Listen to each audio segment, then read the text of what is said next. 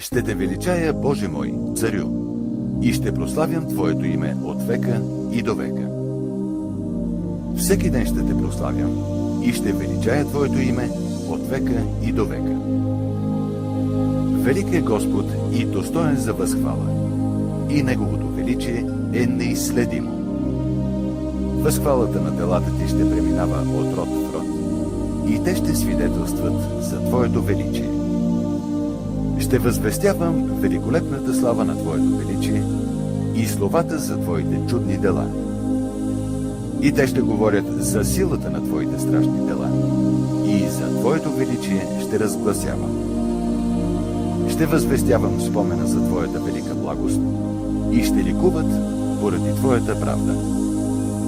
Милостив и благ е Господ, дълготърпелив и многомилостив.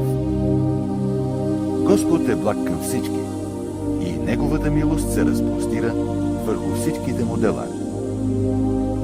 Всички Твои творения да те прославят, Господи, и нека вярващите в Тебе те величаят.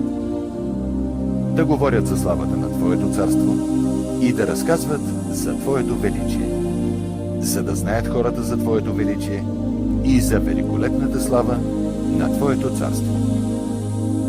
Твоето царство е царство вечно, и Твоята власт преминава от род в род. Господ поддържа всички падащи и въздига всички сломени. Очите на всички гледат с надежда към Тебе, и Ти навреме им даваш тяхната храна. Отваряш ръката си и насищаш с блага всичко живо.